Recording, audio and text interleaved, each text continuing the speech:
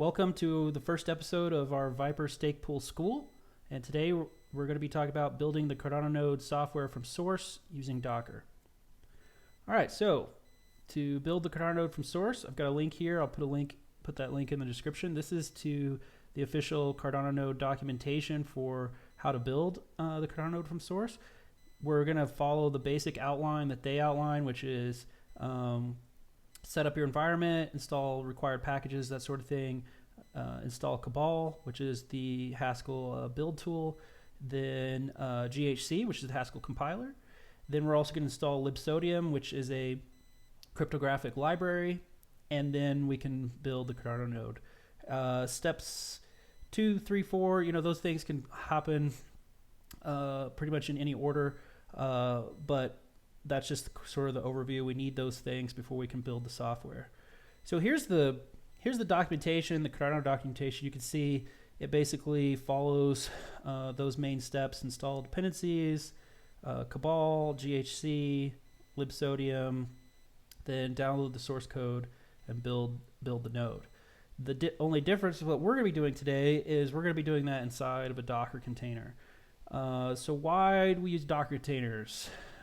If you're not familiar with Docker containers, it's a way to wrap up your application and dependencies inside a self-contained container that can then be deployed across platforms. So you can think of it similar to a virtual machine, except a virtual machine interfaces directly with the hardware through the hypervisor layer, and it wraps the entire guest operating system into the virtual machine.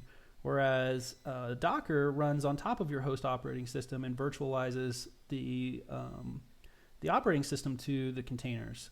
So the containers just wrap the software that your application needs. So you'll see in our case, we're building off a base Debian container. And so our container is going to have the Debian software, that your basic Linux software and libraries. Then it's going to have the Cardano-Node libraries. It's going to have Python and all those tools. That's all going to be wrapped into the container, and that's what's going to get moved around whenever we deploy. Okay, so what we're going to talk about today, we're going to start off. We're going to go over our build script, which is called a Docker file. Then we're going to talk about how that builds, and then how we share the build. So what we use GitLab to host all our code that we share with the community. GitLab also has a container registry. So when we build a container, we push it up to the container registry. That's also for our benefit, because then we use that container registry when we deploy to our actual pool nodes. And then we'll talk about running it. All right, so let's start off by going over our Docker file. So you can see we start with the base Debian container. Now, if you're not familiar with Docker, I would recommend just going through a couple of tutorials. Docker's pretty basic once you get the hang of it. It's the Docker file has just a few simple commands. So the run command, essentially what the run command is, it's just running what you give it is something that would run in like a bash, a terminal inside your Linux operating system. So we're starting with our container with a base Linux operating system wrapped up in our container, and then we're going to start running these terminal commands to configure the environment.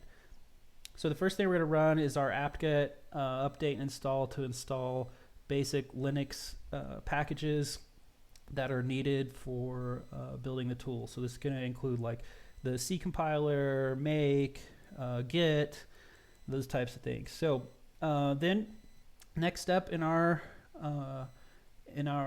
Docker containers, we changed our working directory to opt. So that's kind of like we're cding, changing directory into opt. So now the next commands are going to be run from that location. So we're going to clone down the libsodium repository, the IOHK fork of the libsodium repository, check out the right branch, and then run make to build the library. We then set a couple of environment variables. So this would be equivalent to running like, export in the terminal to export an actual environment variable.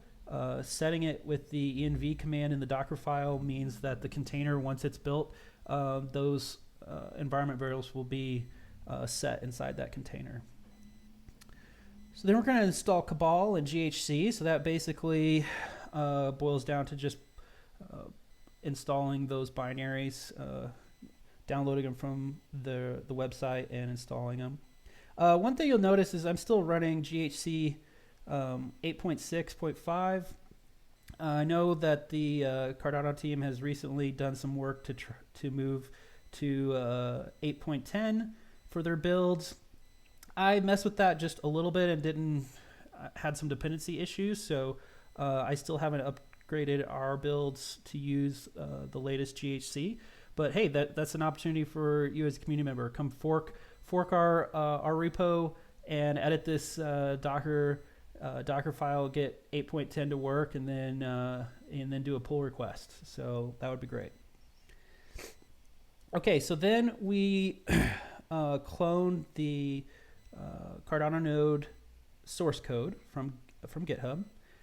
Check out the container, the tag that we want to build. So the tag right here, you can see we've set it as 1.21.1, and that will check out that tag and build. The arg command in a Docker file, that's something, it's kind of like the env command. It's setting, an environment variable, but the arg command is something that can be overwritten when you actually run the build. So that can be passed in when we do Docker build and give it a Docker file. We can actually use some command line arguments there to overwrite that particular argument. We could set the tag argument.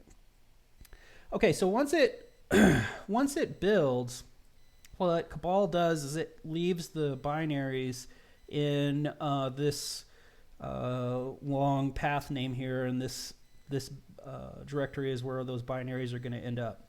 So what I do right here is quickly, as part of this one run command, is I just copy those out to opt bin.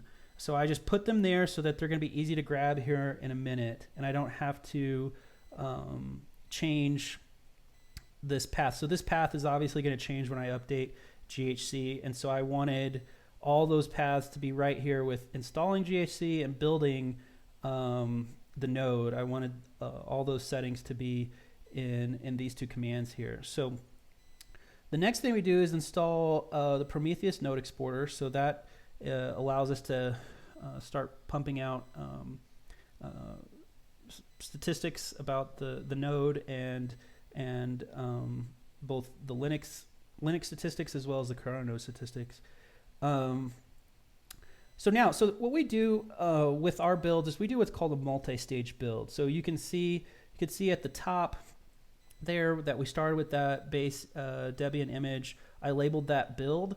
And so now I have a new from command right here, which starts a new fresh container. And what Docker lets you do is during the process of a build, you can start over with a fresh container, and then you're allowed to copy things because it keeps the first container in memory, and then you can copy things over from that first container. Now, the reason we do this is because when I want to go deploy this node, I don't need GHC installed. I don't need Cabal installed. I don't need a large number of Haskell libraries that were needed to build the Cardano-Node. I don't need that installed. So I start with a fresh container, and then I copy over the libraries and binaries that we built. And that's why I moved up here in this command, I moved the binaries just to opt bin, so that this command, these commands here, these copy commands, could be simpler and stay the same. So if we go update something about the build, I don't necessarily need to come update these lines of code as well. Now, something to notice here, in our from command, we're starting with our base Debian image. So we have a base Debian image that we build. So it starts from, here's the Docker file for it. So you can see it starts from just the latest Debian container. Then we install some packages. So these packages are things that we like to have installed on our just in our Linux environments when we're doing development. Things like using Zish instead of Bash, Git, Tmux, Python. So these are things that we try to set up in our Linux environments for doing development, and so we put that inside a container so that when we deploy this container, we go to try to debug something or use something inside the container. We want to be able to go in and have some of these tools that are familiar to us. So let's skip down right here to set up the environment. So we have some standard, not standard, but some things some custom settings for Tmux and Vim that, like I said, just make it a little bit easier for us when we're doing development. I'll show you an example here. So this is these terminal settings. Here's the example right here. So you can kind of see that's something that we're trying to set up because we're setting up our development environment inside. The other thing that we do inside this base container is set up a user. So this user actually comes into play later during deployment. So in probably the next episode of the Viper Stakepool School, I'll go over how to take this container and deploy it. And so these usernames and user ID and group ID will come into play because of permission. So when we set up and run a container, we're going to be sharing data with the host. We're going to mount a folder that will have the blockchain, all those files that the node runs will be stored on the host, and then we'll mount that folder. And there's permissions issues, so when you run it sometimes, so knowing that the username and user ID and group ID is actually important for setting that up later. And the reason we do that is so that I can stop the node, pull in another container when we update a build, and then run it again. If all the files that the node was generating and running it, downloading the blockchain and updating the blockchain, if that copy was all inside the container, then that would get blown away when I update my container. And so I'll show you later, but we mount a file to the host so that the container can share a folder with the host, and then all the blockchain and that sort of thing gets stored on the host, so it's not stored inside the container. Now you might be asking, okay, well that's great, but what if I don't want to use your base container? Well, so we also provide what we call a slim version, and the difference is basically this line. Now there's a few other differences. We don't install everything, like we don't install the node exporter, but this line right here where we go to do our multi-stage build and start with a fresh container, we start with the slim version of Debian. So then we copy over the binaries. And so we provide that so that this container, that the slim tag can be just used as just the executable. That's pretty much all it is. It's just a slim container with the compiled Cardano-Node executables. And obviously, these Docker files are all open source, we're providing them to the community. We don't necessarily assume that everyone wants to use the container exactly like we've configured it. But these Docker files are available to you because you might look at it and be like, hey, I really like having the node exporter and Python installed, but I don't really want to use your Vim setup and your Tmux config files and that sort of thing. Well, here you go. You're 90% of the way there. Now you can see how to change a few lines and get where you want to be. All right, so the next step we do is we copy the entry point script. So this script, entrypoint.sh, is what we set as our entry point right here. So that allows the container, when the containers run, it runs that script. So when you run that container, that script gets run. And what that script is for is, let's see, I have it right here. That script basically starts the Prometheus monitoring in the background, and then starts the Cardano node. So our Slim build, for comparison, we don't actually use that script. We just set the Cardano node as the entry point. So when you run the container, any arguments you give to that Docker run command go right in the Cardano node executable. And then, like I said, the reason we have to do the entry point script on our main container is because we're starting up that Prometheus monitoring in the background, and then we start up the Cardano node and pass all the input arguments to it. So then we create, we changed our user from root. So when you start off in a Docker file doing commands, you're doing these commands as root. So we change our user to the loveless user, and then make a directory in our home that's called Cardano-Node. And you'll see later when we're deploying this that's actually the directory that we mount to a similarly named folder on the host machine, so that the node's files will be stored on the host. We also run the install the Cardano tools Python tool library that we develop. I will be talking about it extensively in some later episodes of our Viper Stakepool School. Then we just expose the 2 ports so that other containers can see them for the Prometheus monitoring. So, all right, so that basically wraps up our Docker file. So let's look a little bit at how we would build this Docker file. So in our code that we have here on GitLab, we also include a build script. And what the build script does is it logs into GitLab, runs the build, and then pushes to the container repository. So obviously, if you want to like clone our repo, and you would change some of this to use your own personal container repository, or if you just want to build it locally, you can just comment out this line and this line.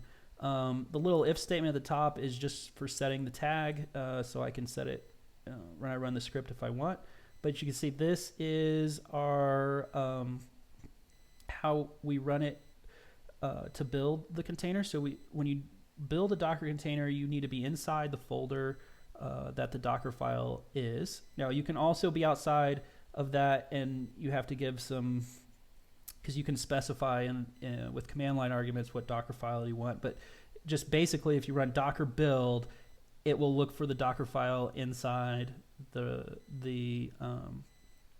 folder that you're in. So you go into, so this script runs in the same directory as our Docker file, and it's just Docker build, and then we set the tag. So the tag is actually basically the URL to the container once it's built. So I'll go ahead and run this this build script. Now the container has already been built. I actually built it last night, and I'm not going to run it and build it in this this video because it takes about an hour to build. So you'll see it's going to run through all the steps, and it's going to have found all those steps have been previously built. So if this was building from scratch, each these steps would have, like the build steps would have taken a long time to build those layers. Let's look at our images here. So you can see the image that I built last night, the Cardano-Node latest tag. I did update it, actually. I updated it a few minutes ago, one little thing. So that's why it says 36 minutes ago. But this none right here, let's look at this. So that's the old one. Sorry, I'm talking this right here, this none tag. So this is the first stage of the build. So remember I said we do a multi-stage build where we install Cabal, GHC, all these things, download the source code, compile everything. Well, that's this first container. So it doesn't get a tag because during that build, we left that container and started a new one. And that's the one we ended on, which was tagged as our Cardano-Node container. But look at the size difference, okay, right here. This is almost 8 gigabytes, and our final our final container is a gigabyte. So we are 1/8 the size just by doing that multi-stage build and not leaving all the Haskell libraries and Haskell tools inside our container for deployment. Now, you can also notice that our slim tag right here is only 268 megabytes, and that's because when we do that multi-stage build, that second stage starts with just Debian Slim, and then copies over the Cardano-Node executables, which are a couple hundred megabytes. So the reason that our main container is quite a bit bigger is because we install other things like Python. Python takes up quite a bit of space.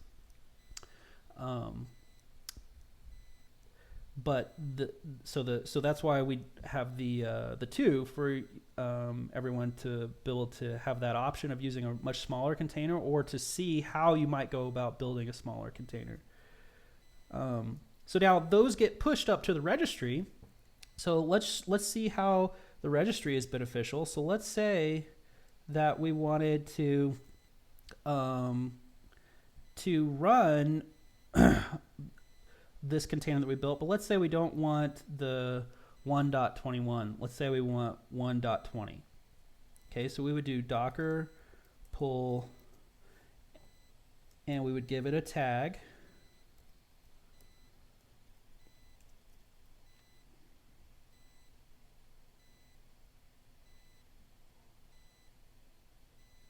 And there it goes. So those our container registry has all the previous builds that we've put up for the different versions. So let's say that I'm now on, I'm logged into my cloud instance that I want to run a Cardano node on. All I do is I install Docker, and then I do docker pull, and it starts pulling down our built container. So now you can kind of see right there the deployment aspect of that.